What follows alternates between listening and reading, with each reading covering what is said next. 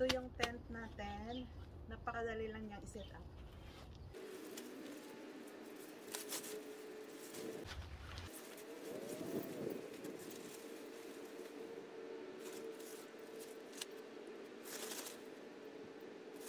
So ayan guys, na-set up ko na. Lalagyan ko na lang siya ng airbed. So ayan na yung setup ng ating bed. Surrounded tayo ng flowers. Hello guys! Mag-harvest tayo ngayon ng opo. At magluluto tayo dito sa labas. Kasi magka-camping kami dito. Magkakatikim na tayo ng ating opo guys. Ayan! Ayan yung opo natin. Mayroon pa tayong mga opo dito guys. Ito sila. So kukuha pa tayo ng isa dito guys. Ito siya. Oh. Masikip na kasi dito sa gulayan namin. Ulam na this. Ito naman yung string beans natin guys. So, magugulay tayo today. Ayan. Harvestin na natin to. Marami siyang bunga. Hello guys. Dito naman tayo sa cabbage. Oh my.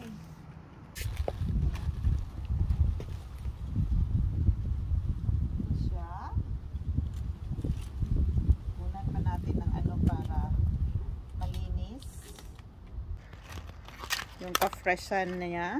Ooh! Sarap to guys sa itlog maalat. Ito guys, malaki to.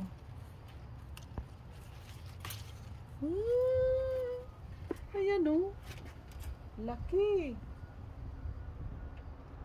Sarap to sa itlog maalat. Nakapag-harvest na tayo ng ating mga gulay para mayroon tayong ulam today. Ngayon naman, kailangan magha-harvest din tayo ng pang-dessert natin. So, mayroon tayong strawberry dito, guys. Dessert na to, guys. Gawin nating shake or pwede siyang diretso kain na. So, ito.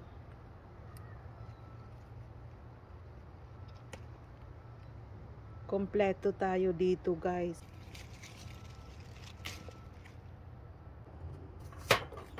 Hello guys, magugulay tayo dito. Mga galing lang sa ating garden tong mga ito. At magluluto tayo dito. Mayroon naman pala akong peeler doon. Wag na, pwede na to. Kutsilyo na lang. See, makakatikim na tayo ng ating upo na tanim. Organic to guys. At saka napaka-fresh.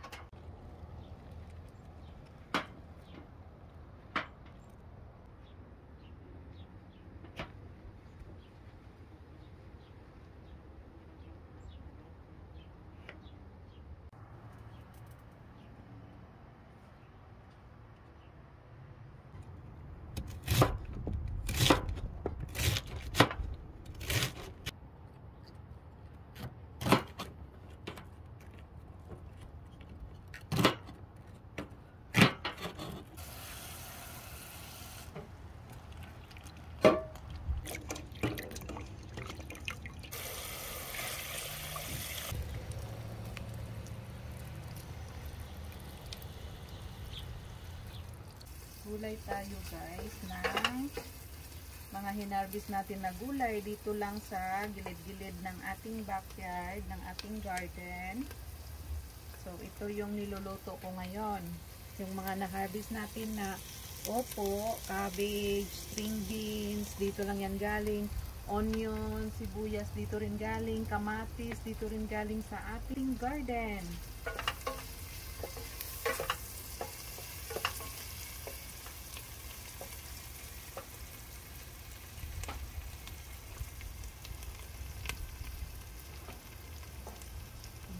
tayong ilagay yung ating string beans.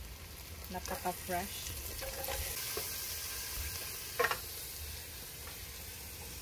Yung tapos pinahap cook na lang. Oh wow.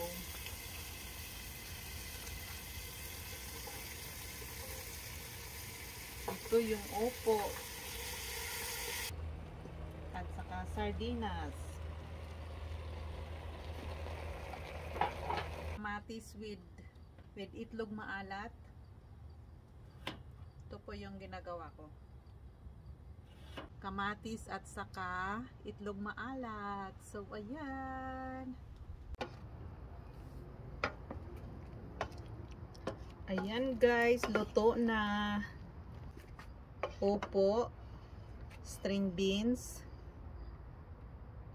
at saka cabbage, at saka sardinas. Mayroon tayong itlog maalat dito at saka kamatis din na galing sa ating garden. Walang langaw dito pero maraming bees dahil sa ating mga sunflowers. Paborito nila yon. Kain tayo guys. Ang sarap ng mga preskong gulay galing lang dito sa ating garden. So guys, ngayon naman gagawa tayo ng strawberry banana shake. So ito yung strawberry na galing sa ating garden. Kaka-harvest ko lang. At mag-mix tayo ng saging. Ayan, mayroon na tayong shake. Ayan guys. Galing lang sa garden yung strawberry at saka nag-add lang ako ng saging. So ayan, mayroon na tayong strawberry banana shake.